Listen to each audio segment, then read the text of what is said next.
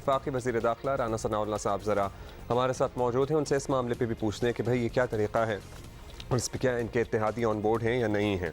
बहुत शुक्रिया आपका राना साहब। राना साहब, तहरीक इंसाफ के खिलाफ हुकूमत का एक बड़ा क्रैकडाउन हम सब जानते हैं जारी है।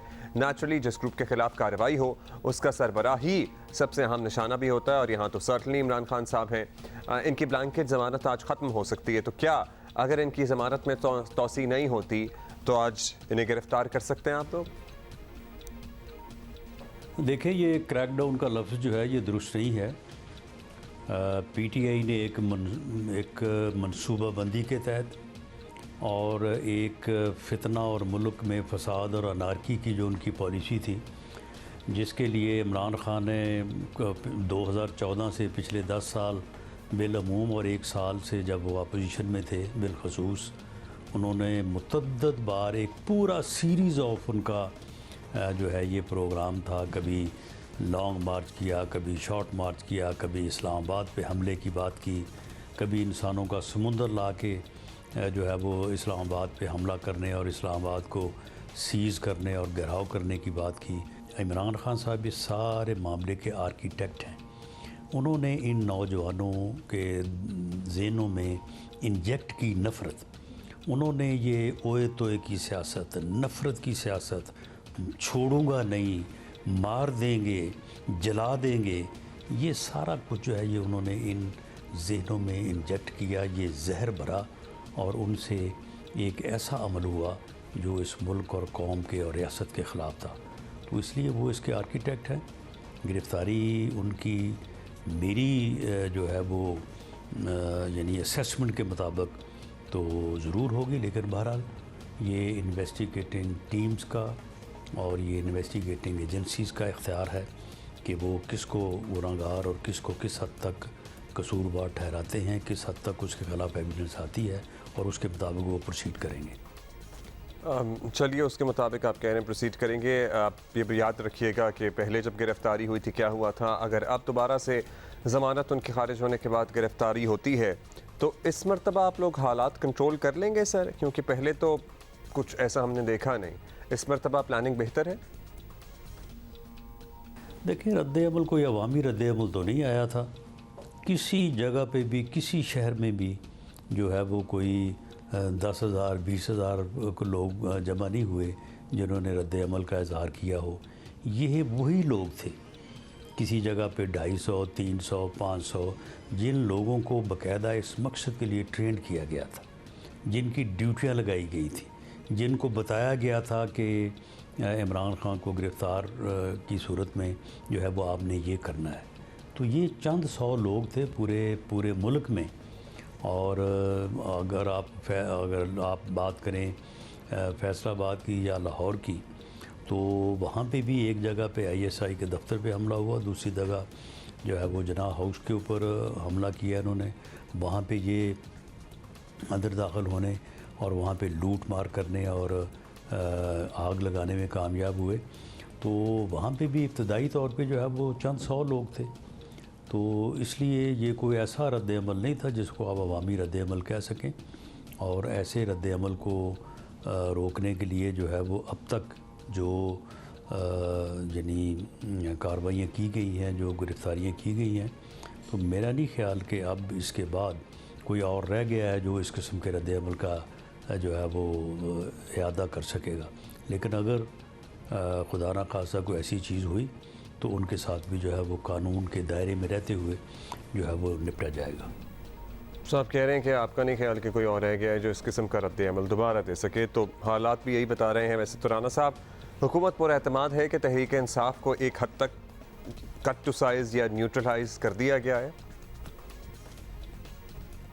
देखिए, ये कट टू साइज़ वाली बात ये इस तरह से दुरुस्त नहीं है कि ये हमने उसे कहा था या किसी ने उसे कहा था कि तुम जो है वो चढ़ दौड़ो जो है वो आर्मी हाउस के ऊपर और वहाँ पे जाके लूट मार और आग लगाओ।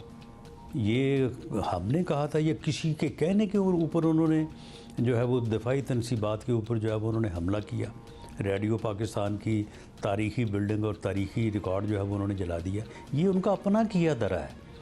ये अगर कट टू साइज़ है तो ये उन्होंने ख़ुद किया है। कभी कोई ये सोच सकता है कि शोहदा के जो है वो निशानियों के ऊपर जो है वो कोई जो है वो जाके उनकी बेहुरमती करे।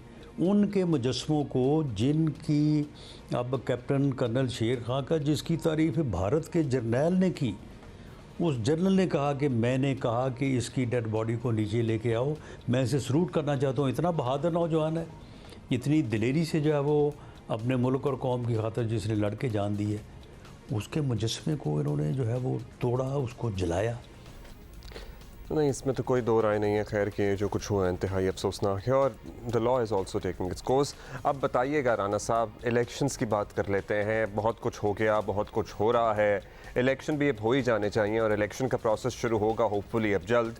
आप लोगों को मियां नवाज शरीफ की ज़रूरत भी पड़ेगी, तो क्या नए कानून के तहत नवाज शरीफ साहब को रिलीफ मिलने के चांसेस आपको नज़र आ रहे हैं?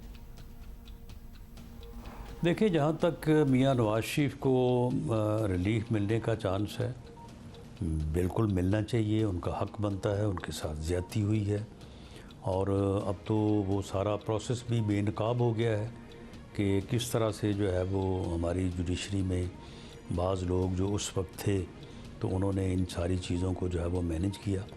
तो ये हर बेगुनाह और बेकसूर आदमी का जिसके ख़िलाफ़ इस तरह से जो है वो सज़ा का अमल जो है वो चलाया गया हो, तो उसका ये बुनियादी हक है कि उसे रिलीफ मिले। मियां नवाज शरीफ को रिलीफ जो है वो मिलना चाहिए। लेकिन जहाँ तक उनके वापस आने का मामला है, तो ये तो हम पहले भी ये बात कहते रहे हैं और ये फ़ैसला पार्टी ने किया हुआ है कि जब इलेक्शन होगा तो मियां नवाज शरीफ बिल्कुल वापस आएंगे, अपनी पार्टी को जो है वो लीड करेंगे और आवाम में जाके अपनी पार्टी की कामयाबी के लिए जो है वो भरपूर इलेक्शन मुहिम चलाएंगे। अच्छा, अब ज़रा मुझे लग रहा है थोड़ा थोड़ा राना साहब, आपको भी लग रहा होगा इलेक्शन का माहौल बनना शुरू हो गया है और आपसे बतौर सदर पाकिस्तान मुस्लिम लीग नून पंजाब हम ये पूछना चाहते हैं कि सूबे में जहांगीर तरीन पार्टी बना रहे हैं, बताइए आपको कितने इलेक्टेबल्स उनके साथ होंगे? पीपल्स पार्टी पैर जमा रही है, जरदारी साहब ने लाहौर में डेरा डाल लिया है। अब ऐसी कितने दिन रहते हैं वहाँ पे? मुस्लिम लीग भी लोग इकट्ठे करने की तगदौ में है। इलेक्शन में ये तमाम लोग या ये तमाम जमातें मुस्लिम लीग नून के लिए कितना बड़ा चैलेंज बनेगी आपको लगता है? नहीं जी, हमारे लिए कोई चैलेंज नहीं होगा। अगर कोई नई जमात बनती है तो बिस्मिल्लाह, वो जमात बने, अपनी किस्मत आज़माई करे, अवाम जिसको चाहें उसको वोट दें।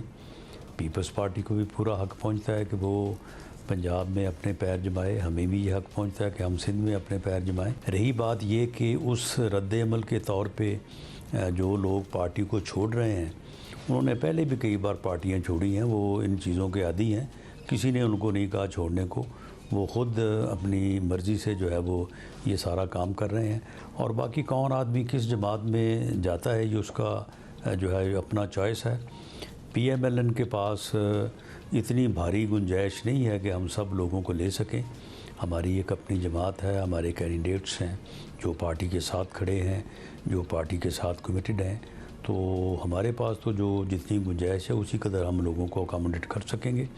बाकियों को जिस जगह पे भी जाना है या अगर कोई नई पार्टी मार्ज़ वजूद में आती है और वो सियासत करती है, सियासी असूलों पे चलती है, उस नफ़रत के उस रास्ते पे नहीं जिस रास्ते पे इमरान खान न्याज़ी ने कौम को डाला था, उसके ऊपर नहीं चलती, तो ठीक है, उसके लिए भी गुंजाइश है, वो अपनी किस्मत आज़माई करे, इलेक्शन में हिस्सा ले। चलिए जी, लेट्स सी, आपने साथ में ये भी कह दिया कि पीपल्स पार्टी को पूरा हक है पंजाब में सियासत करने का, ज़ाहिर है पहले भी करती रही है, और आपको भी पूरा हक है मुस्लिम लीग नून को कि सिंध में सियासत करें। आप पहले भी इसमें आज सच कोई कामयाब तो हो नहीं सके।